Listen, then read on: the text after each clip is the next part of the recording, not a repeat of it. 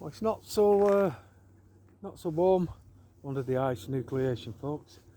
Not just ice nucleation, folks, but all this smart shit. That smarts, it's called fucking smart for a reason. Secret militarised armaments in residential technology. It's in just about everything now, folks. It's in us all. And people are telling me now that they're detoxing this way, detoxing that way. Detoxing from the heavy metals that they've ingested. The problem I have with that is a lot of this nanotech, this smart tech as they call it, the dust, the fibres, the strings, and the graphene that becomes hydroxide once inside your system, is in just about everything. It's in the food, it's in the water, it's in the air, it's in any medications that you might be prescribed, even in some of the nutrients being found everywhere and in everything and in every single one of us from birth to fucking death and beyond now. This graphene oxide that becomes graphene hydroxide in your system, and that then allows you to be connectable to the Internet of Bodies and the Internet of Things through your wireless body area networks and your body to body area networks, continues sending out data if you've been buried. You know, if you've died and been buried. I can't find any information on whether this stuff is still pulsing its fucking signal when people have been cremated through the dust that's left. But definitely through the Bluetooth signalling and the Bluetooth apps that you can identify these MAC addresses through, these people beyond the grave are still pulsing a signal. There's still data going into and out of. And it's a terrible fucking thing, this graphene. But so is the strontium-90 and the lithium, which again is given in a medicated dose to people to calm their moods, people who have got mental instabilities, etc. And there's no medicated dose of that one thing alone for us if we're breathing it in constantly. For those out jogging in it, for those out exercising it, those out working in it. And for all the animals as well, there's no medicated dose of anything. And the more we ingest, the more this stuff becomes a fucking pest and beyond. So I just wonder if anyone has actually looked up the stuff that I'm talking about, the graphene, and how it becomes hydroxide in your system at body temperatures, and how it self-assembles, self-replicates, bioaccumulates, and forms this network, this fretwork inside you that can then be connected to the Internet of Things, IOT, and the Internet of Bodies, IOB, etc. And if you're not paying attention, folks, then you're not forearmed. So you look at the obvious looking cloud here, but then look at this stuff that was jettisoned from aircraft not too long ago here. This is the nano dusting with the ice nucleation and the strontium, barium, lithium, aluminium oxides that deplete not only the soils but the uptake through the flora and the fauna. It dehydrates things from the inside out, and the trees rot from the inside out because they feed on themselves. Take a look at this, they feed on the moisture in them because they're dehydrated, folks. Just have a look. You know, and it's not hard to work all this out. You don't have to be a doctor, you don't have to be a scientist, you don't have to be a graduate, you don't even have to be educated, folks like me, yeah? By that I mean I'm not educated, yeah? You don't have to be a policeman to investigate it, or a detective. You just need to open your eyes and your ears and do a little bit of research, and it's all out there in the open for you for your enjoyment. It's a massive assault, folks. It's a worldwide assault, and everything is affected.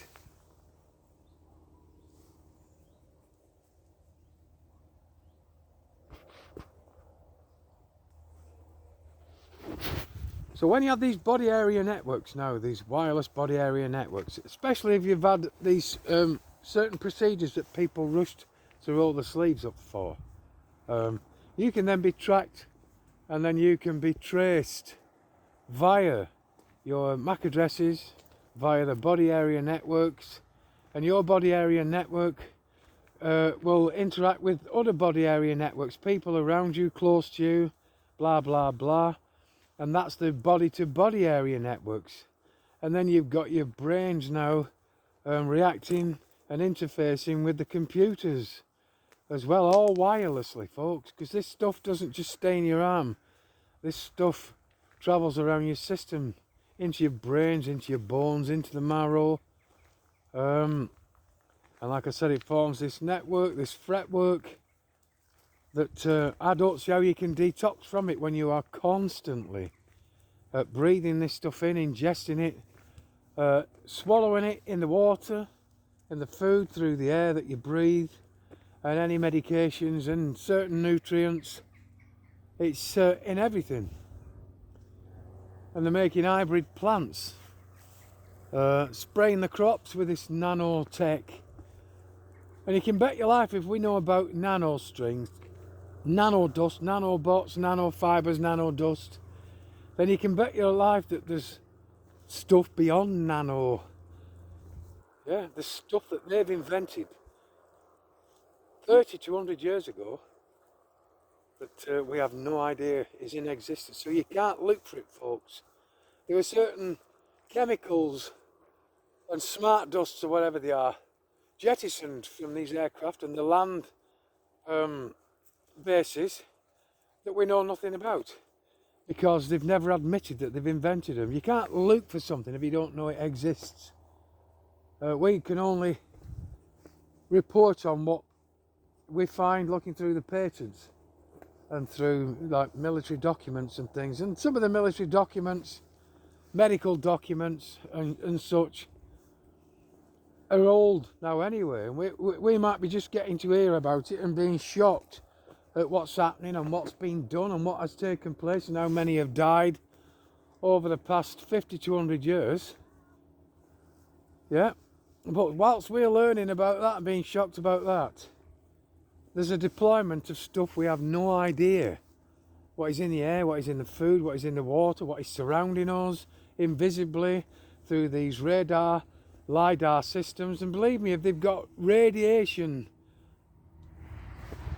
all around us now. Right, hang on.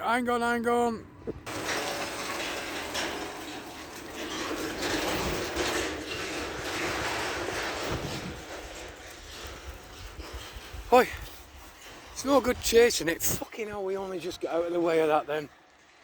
A fucking speedy come down this little narrow lane here. I only heard him at the last minute. Oh, and I've forgotten what we're fucking talking about there, folks. But like I said, there's stuff. Right, another one. Oliver, car coming. Right, so come here, lad. Quick, car coming. Come on. There's stuff being deployed on us now that we have no idea about. And we'll probably never learn about, but the people of the future, if they can look back on records that we've left them, we'll have some idea of what to look for, where to look, for what's taking place in the future. Hopefully. If there is going to be a fucking future. I kind of want to believe that that there is going to be some kind of a future. And that the fuckers doing all this will either get knocked back or will be gone permanently. some semblance of fucking normality will return. But we'll just have to wait and just have to see, folks. But it is worthwhile you doing your research. Learning about the difference between cloud and shroud. Yeah, between climate and weather and stuff. It's a fucking crazy life. Absolutely. My God, that fucking wagon come at us then. We only managed to get on this corner just before the three of us got squashed. Oh, and by the way, I just want to mention these little videos me and Debbie are doing, are just cooking meals. You know, we are prepared to tough it out at some point. And fortunately, we can cook meals from just about anything and keep it as cheap as possible from the basics. And Debbie's got vaccine damage, which we were told years ago is manifesting itself as multiple sclerosis, yeah? And whatever's happening with her, we believe it's something like Guillain-Barré syndrome. But we believe she's getting worse, and her walking's almost non-existent now. She's struggling with other problems associated with this fucking thing anyway, so I need to spend more and more time with her. So rather than have Debbie, she's bored a lot now. So what we've decided to do is, on the days that she can stand upright for around about half an hour a time, then we'll just try and do a few videos just to occupy her mind and just to give her a little bit of confidence back in this, that and the other fucking thing. And she seems to be enjoying doing that. She was a little bit nervous at first. But now she's getting into being on camera, and she'll speak more at some point and I'll be able to shut up while she's doing them. So we're just putting them on basically just to help Debbie, really. And if we do reasonably well with the videos, we've got a backup channel on YouTube, and it's Day, capital D-A-Y, and then by B-Y, little day. So it's day by day. The first day is capitals, and then little B-Y and little D-A-Y. Day, by day, I think it is. Which is like David and Debbie Yates and David Albert Yates. And basically the idea, if we can build that channel and get enough people interested, at some point we'll try and do a cooking book or two, which will probably help and aid us when we become pensionable. But we'll see. Anyway, I better shut up. If you do get a chance, folks, I suggest that you research as much as you can about what I've told you, in particular the wireless body area networks, the body-to-body area networks, the machine address code known as the MAC address, the Internet of Things, IOT, the Internet of Bodies, IOB. You know, just Google all these things, and geoengineering, and then go on images, click images, and look at the images.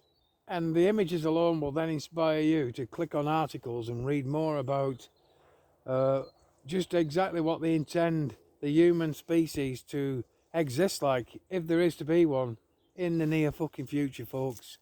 Because it's not coming. This nonsense has arrived. And we're not going to fucking thrive unless we take evasive action, folks.